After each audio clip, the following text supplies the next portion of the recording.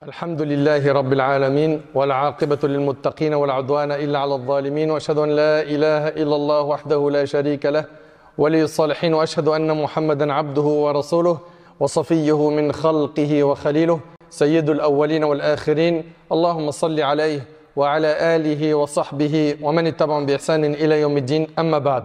Mes chers frères et sœurs, notre thème avec l'aide d'Allah Tabarak wa Ta'ala aujourd'hui est les démons sont relâchés.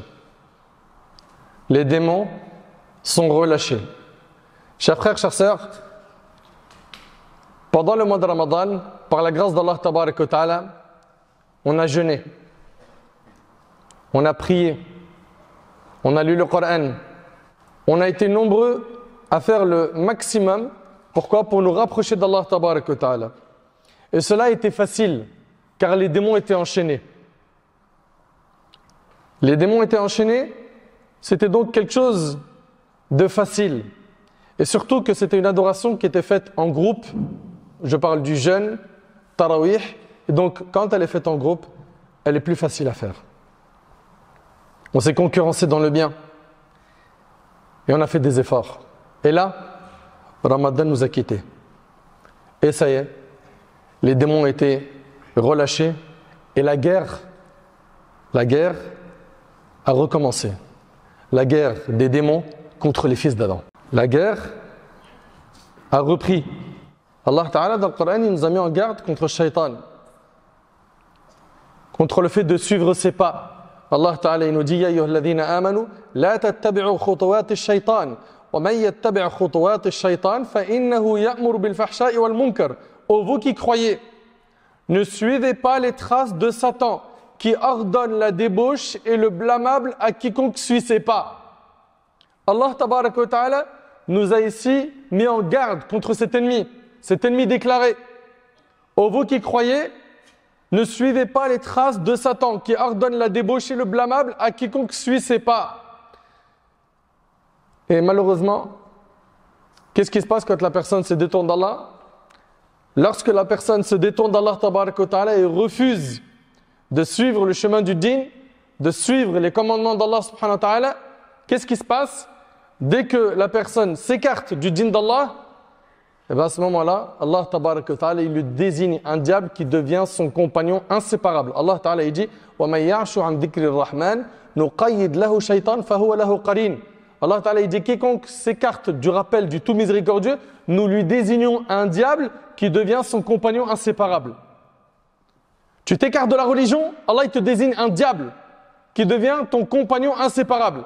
Tu te poses des questions, pourquoi tu n'arrives pas à aller de l'avant, à te repentir, à prier comme certains, à faire des efforts pour améliorer la situation de ton cœur comme le font certains. Tu n'arrives pas. Tu sais pourquoi?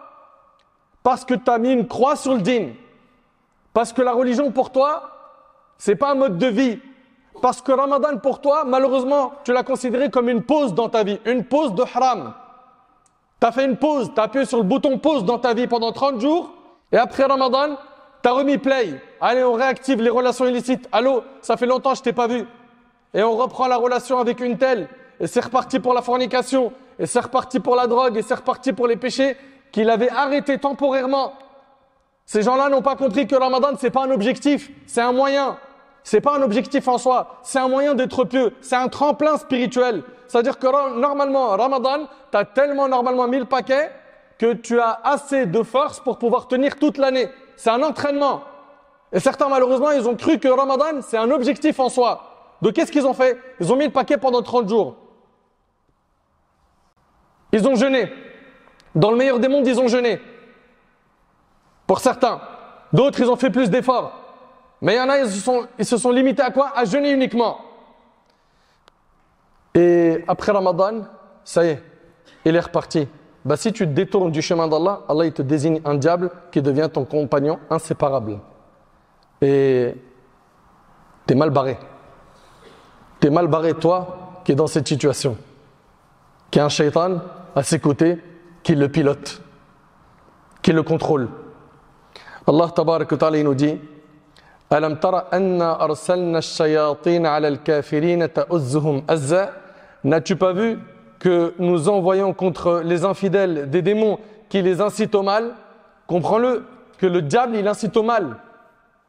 En suivant les pas du diable, tu ne vas pas te retrouver à mieux adorer Allah, à te réveiller la nuit pour faire Qiyamul Layl, à lire le Coran ou à étudier la religion. Au contraire, tu vas t'écarter de ces endroits.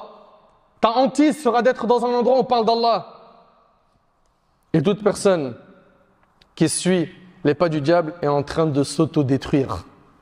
S'autodétruire, Allah Ta'ala, il dit وَمَنْ يَتَّخِذِ الشَّيْطَانَ وَلِيًّا مِّن دُونِ اللَّهِ فَقَدْ خَسِرَ خُسْرَانًا مُبِينًا. Allah Ta'ala, il nous dit, et quiconque prend le diable pour allié au lieu d'Allah sera certes voué à une perte évidente. Toute personne qui désobéit à Allah et qui prend Satan pour guide, cette personne-là a perdu. Cette personne-là a perdu. Le diable utilise plein de moyens pour corrompre le fils d'Adam. Parmi ces moyens, il y a le fait de lui embellir le haram. Allah Ta'ala il dit يعدهم ويمنيهم وما يعدهم الشيطان إلا غرورا أولئك مأواهم جهنم ولا يجدون عنها محيصا. Allah Ta'ala il nous parle du diable. Il leur fait des promesses et leur donne de faux espoirs. Mais Satan ne leur fait que des promesses trompeuses. Voilà ceux dont la destination finale sera la géhenne, l'enfer, à laquelle ils ne trouveront aucun échappatoire. T'imagines ? Tu te laisses comme ça piloter par le diable et à la fin tu te retrouves fennar. Pourquoi ? Pour quelques plaisirs éphémères qui t'ont attiré dans ce bas monde ? Pourquoi ? Pour de l'argent ? C'est ça ? Pour des femmes ? Ou bien ici je parle à mes sœurs, pour des hommes avec lesquels vous voulez faire n'importe quoi ?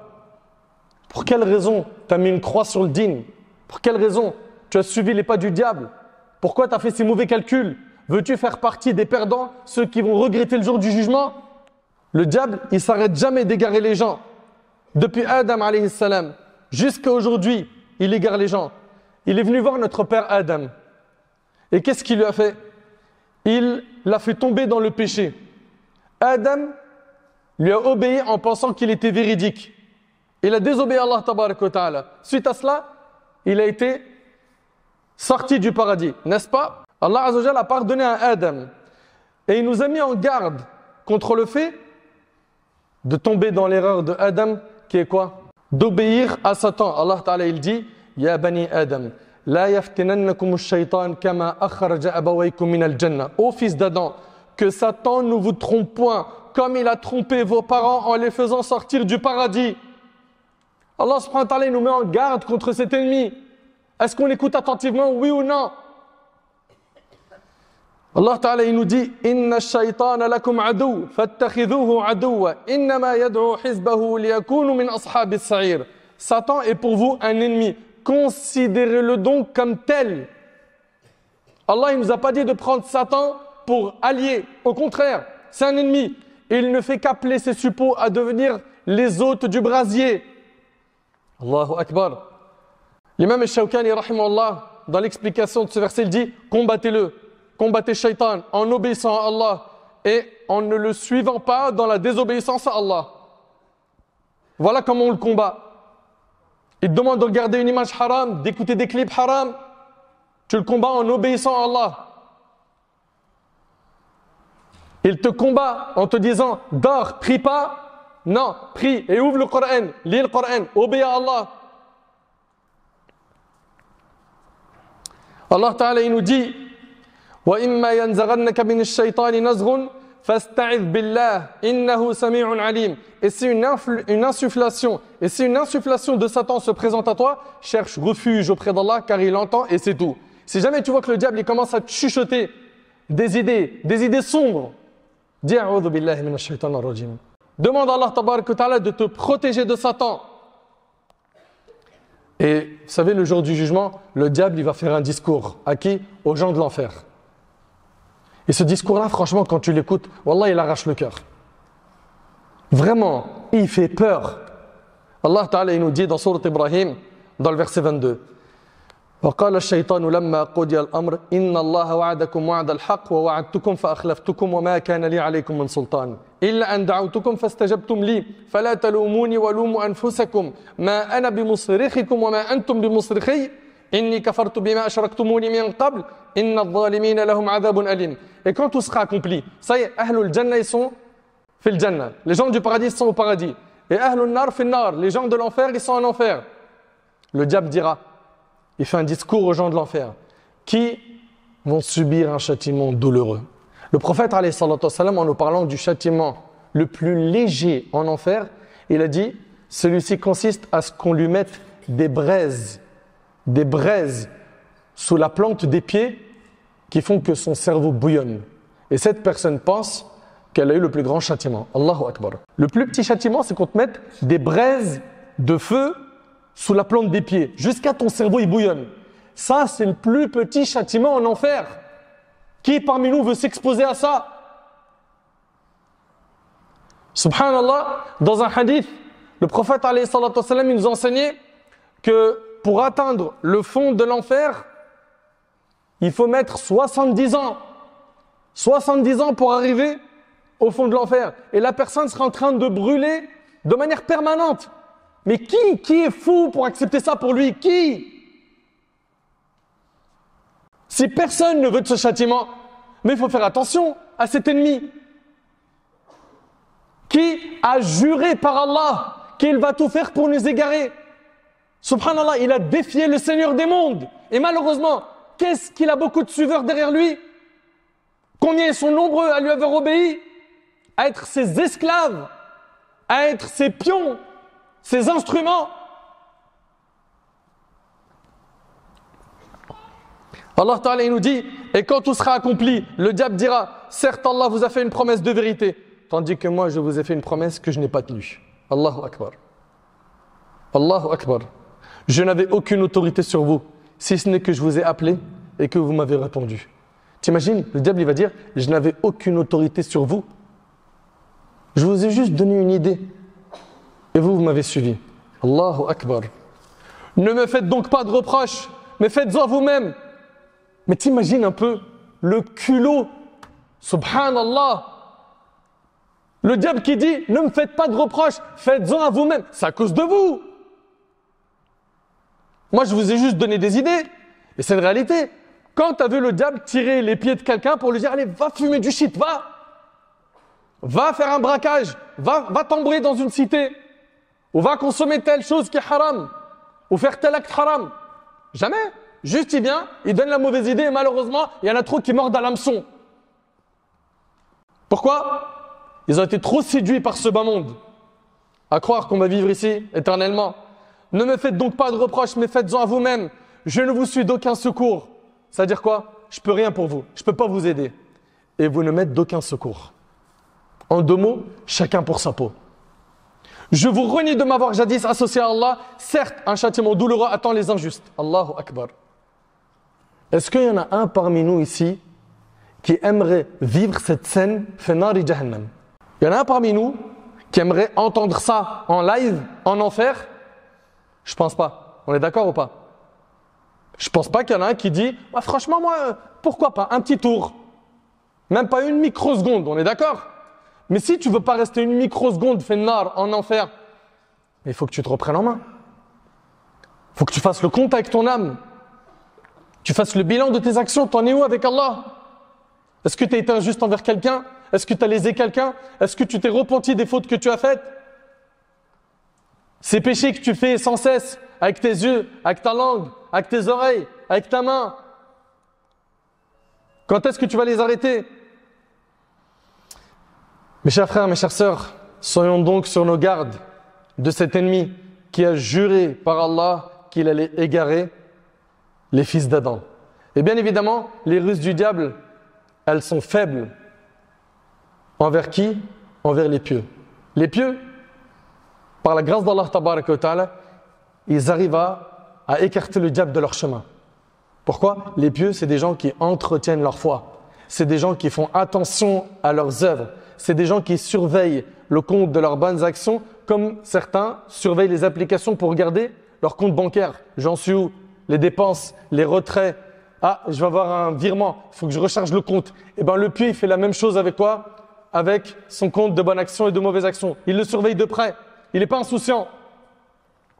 Mes chers frères, mes chères sœurs, nous sommes sortis de Ramadan et par la grâce d'Allah Tabaraka wa Ta'ala, dans cette école, l'école de Ramadan, on a pu profiter.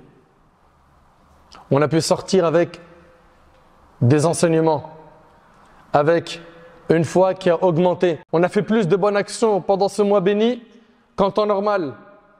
Par la grâce d'Allah, beaucoup d'entre nous ont changé. On s'est amélioré sur beaucoup de choses. Mais la question, c'est est-ce qu'après Ramadan, c'est coupure générale, il n'y a plus rien? Il ne faut pas qu'on soit de cela. Il faut qu'on soit droit. An nastaqim ala amrillah. Qu'on soit droit, qu'on tienne sur le droit chemin, qu'on obéit à Allah tabarak wa ta'ala et qu'on renouvelle notre foi tout le temps et qu'on renouvelle nos motivations. On était très motivés pendant Ramadan, cela doit continuer. Bien évidemment, il est possible qu'on n'arrive pas à tenir le même rythme que pendant Ramadan, que ce soit dans les prières nocturnes, la lecture du Coran, etc. Mais qu'on ne passe pas du tout au rien.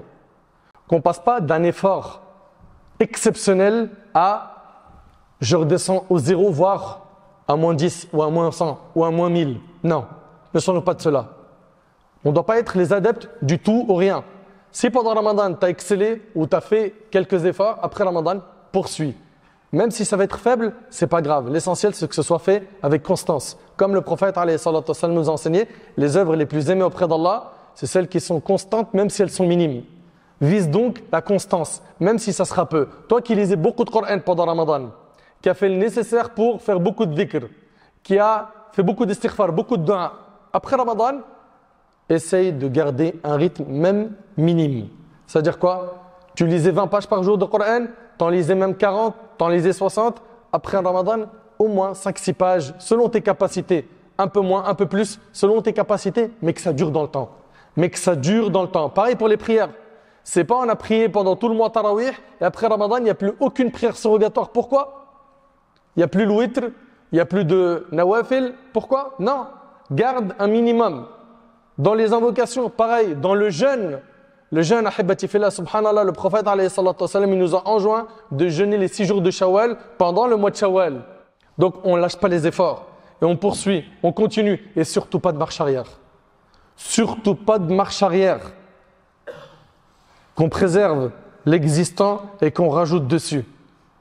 Malheureusement, il y en a certains qui, après Ramadan, ils font n'importe quoi. Et c'est la chute libre. Les bonnes actions disparaissent et les grands péchés se multiplient. À cela, on leur rappelle que celui qui adore Ramadan, Ramadan, ça y est, il est parti, il est mort. Et celui qui adore Allah, Allah est vivant, il ne meurt jamais. Pose-toi juste la question, tu adores qui? Si tu adores Allah, tabaraka wa ta'ala, Allah, c'est le Seigneur des 12 mois. Ce n'est pas le Seigneur que de Ramadan. Ne sois donc pas un saisonnier. Et comprends que Ramadan, je te le répète, ce n'est pas un objectif, c'est un moyen d'être pieux. Donc si tu as fait des efforts pendant Ramadan pour Allah, sache que les mois d'après également sont des mois dans lesquels on doit adorer Allah tabaraka wa ta'ala. Ce mois, c'est le tremplin. C'est là où on recharge les batteries pour pouvoir tenir les 11 mois d'après. Et si jamais tu vois que ça ne va pas, reprends-toi et demande pardon à Allah. Et que ça parte d'une volonté ferme de vouloir être meilleur et invoque Allah subhanahu wa ta'ala pour qu'il t'accorde la constance, la guidée et qu'il te raffermit sur le droit chemin. Et bien évidemment, reste entouré de tes frères, continue à fréquenter la mosquée, fais le nécessaire pour garder un lien avec le Coran, avec le dhikr, avec les prières surrogatoires, avec les invocations. Et pensez, Allah yabarik fikum, et pensez souvent à la mort. Pourquoi? Parce que la mort, c'est le sujet qui fait froid dans le dos et qui, lorsqu'il est quelque part dans ton esprit, eh ben, tu dis, subhanallah, je peux mourir à n'importe quel moment. Et le jour où je pars, ben, c'est ces bagages que j'ai préparés, que je vais prendre avec moi. Et je serai exposé au Seigneur des mondes avec quoi? Avec ces bagages. Est-ce que tu les as alourdis ou pas? Par la grâce d'Allah, tabarak wa ta'ala, on a pu jeûner pendant ce mois. Il y en a d'autres qui auraient aimé jeûner ce mois. Mais Allah subhanahu wa ta'ala, il ne leur a pas écrit cela. Alhamdulillah, nous, on a pu le jeûner. On a pu faire quelques efforts, qu'on soit reconnaissant. Et la reconnaissance, on vous le rappelle, on vous l'a déjà dit plein de fois, être reconnaissant vers Allah, c'est reconnaître de notre cœur, du plus profond de notre cœur, que tous les bienfaits viennent d'Allah. 2, le remercier par la langue, en multipliant le dhikr en disant Alhamdulillah. 3, c'est en étant reconnaissant avec les membres du corps. Quand tu fais la prière, tu es reconnaissant vers Allah. Quand tu fais des aumônes, tu es reconnaissant vers Allah. Quand tu fais du dhikr, tu es reconnaissant vers Allah. Quand tu lis le Coran, tu es reconnaissant vers Allah. La in shakartum, la zidannakum. Allah Ta'ala il nous a dit, si vous me remerciez, vous êtes reconnaissant vers moi, je vous rajouterai de mes bienfaits. Si tu veux qu'Allah t'augmente en piété et t'augmente en foi, eh ben, il va falloir que tu sois reconnaissant par tes bonnes actions. J'implore Allah tabarak wa ta'ala de nous aider à tenir face aux troubles des shayatines. J'implore Allah tabarak wa ta'ala de nous donner la force de pouvoir résister face aux tentations du diable. J'implore Allah tabarak wa ta'ala de nous accorder la piété, la constance dans l'ibada. J'implore Allah tabarak wa ta'ala de nous pardonner nos manquements et d'agréer nos efforts fournis pendant le mois de Ramadan. J'implore Allah tabarak wa ta'ala de nous accorder une bonne fin et que le jour du jugement, il puisse nous accorder à tous et à toutes notre livre de la main droite. Qu'Allah tabarak wa ta'ala nous accorde sa satisfaction. Sallallahu subhanahu wa ta'ala, nataqabbal minna wa minkum salih al-a'mal.